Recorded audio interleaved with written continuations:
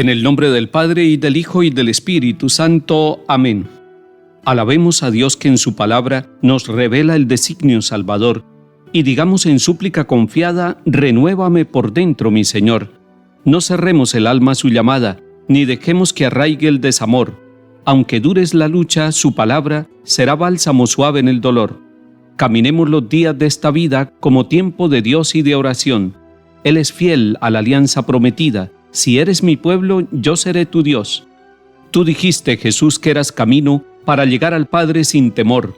Concédenos la gracia de tu Espíritu que nos lleve al encuentro del Señor. Amén. Lectura de la carta a los Hebreos, capítulo 7. Hermanos, Melquisedec, rey de Salem, sacerdote del Dios Altísimo, cuando Abraham regresaba de derrotar a los reyes, lo abordó y lo bendijo, recibiendo de él el diezmo del botín. Su nombre significa Rey de Justicia, y lleva también el título de Rey de Salem, es decir, Rey de Paz. Sin padre, sin madre, sin genealogía. No se menciona el principio de sus días ni el fin de su vida. En virtud de esta semejanza con el Hijo de Dios, permanece sacerdote para siempre. Y esto resulta mucho más evidente si surge otro sacerdote a semejanza de Melquisedec, que lo sea no en virtud de la legislación carnal, sino en fuerza de una vida imperecedera, pues está atestiguado: tú eres sacerdote eterno, según el rito de Melquisedec. Palabra de Dios. Te alabamos, Señor.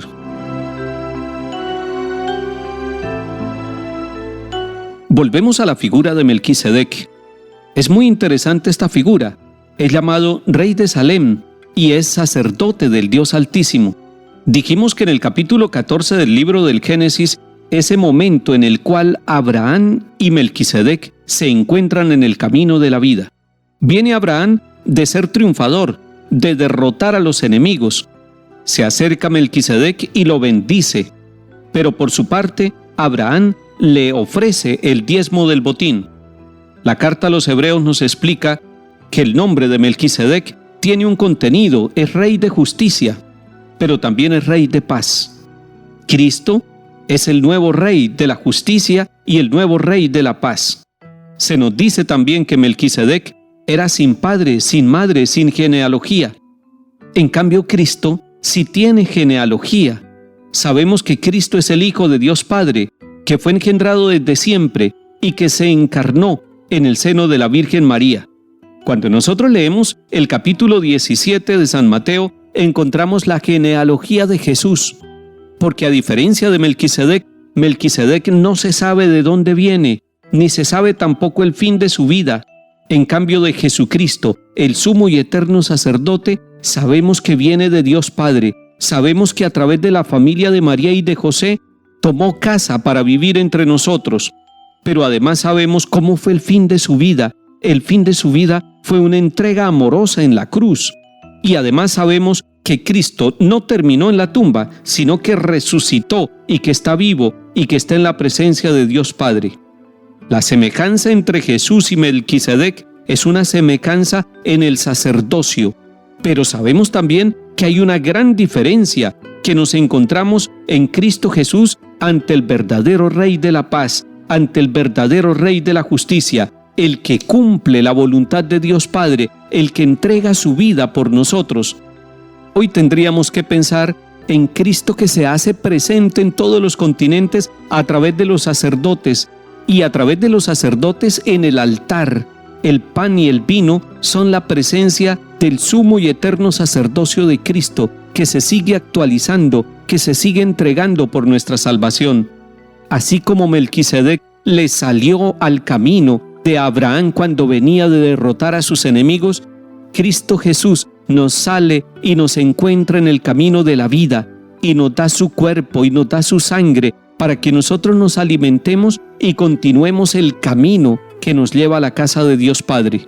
Decimos que ninguno de nosotros los sacerdotes nos podemos comparar con Cristo Jesús, y ni siquiera Melquisedec puede compararse en la dimensión con Cristo, porque de Melquisedec no se puede decir que se ofreció a él mismo. En cambio, Cristo sí ofreció su cuerpo y su sangre por amor y para la salvación de todos nosotros. Hoy Jesús en la Eucaristía se sigue ofreciendo por usted y por su familia, por su trabajo, por su salud y sobre todo por el perdón de sus pecados.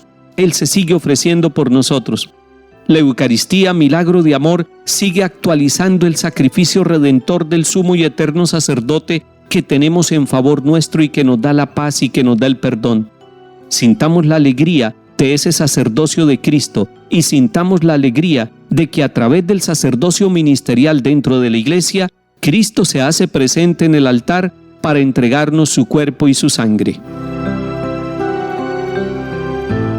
Salmo 109. Oráculo del Señor a mi Señor, siéntate a mi derecha y haré de tus enemigos estrado de tus pies. Desde Sión extenderá el Señor el poder de tu cetro. Somete en la batalla a tus enemigos. Eres príncipe desde el día de tu nacimiento entre esplendores sagrados. Yo mismo te engendré como rocío antes de la aurora. El Señor lo ha jurado y no se arrepiente. Tú eres sacerdote eterno según el rito de Melquisedec.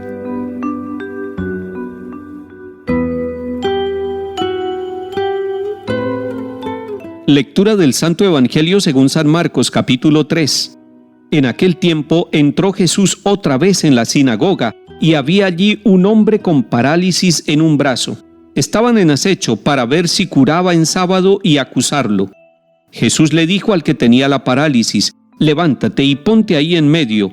Y a ellos les preguntó: ¿qué está permitido en sábado? ¿Hacer lo bueno o lo malo? ¿Salvarle la vida a un hombre o dejarlo morir? Se quedaron callados, echando en torno una mirada de ira, y dolido de su obstinación, le dijo al hombre: extiende el brazo. Lo extendió y quedó restablecido. En cuanto salieron de la sinagoga, los fariseos se pusieron a planear con los herodianos el modo de acabar con él. Palabra del Señor. Gloria a ti, Señor Jesús.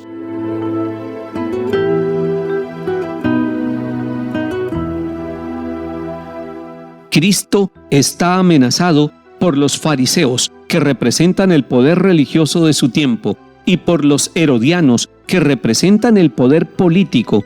Diríamos que política y religión se unieron contra Cristo Jesús, los fariseos y los herodianos. ¿Y por qué se unieron? ¿Cuál es el delito que el Señor ha cometido para que fariseos y herodianos busquen acabar con él? No ha cometido ningún delito. Está en la sinagoga, y allí en la sinagoga, en un sábado, hace un signo renovador de la religión. Está poniendo en el centro de la sinagoga a un hombre con parálisis. Ese hombre con parálisis es la humanidad entera.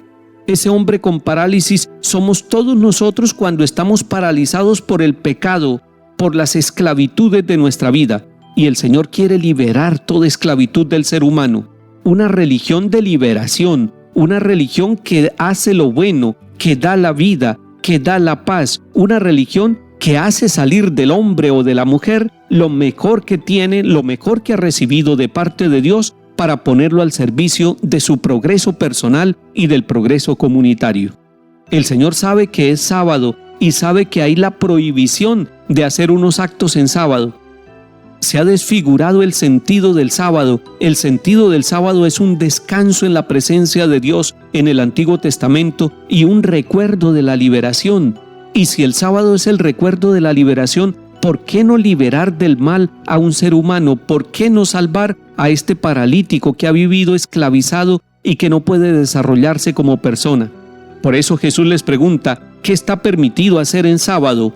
¿Aquello que libera o dejar la esclavitud que continúe en las personas, en las familias y en las comunidades?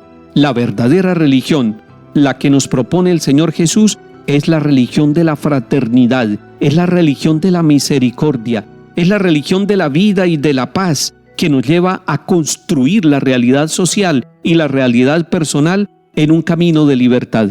Que el Señor Jesús nos mire con misericordia, abra nuestro entendimiento y nos ayude a romper todas las ataduras que con apariencia religiosa no nos dejan caminar al encuentro, al abrazo pleno con Cristo Jesús y con todos los hermanos. Que el Señor nos bendiga y acompañe en el nombre del Padre y del Hijo y del Espíritu Santo. Amén.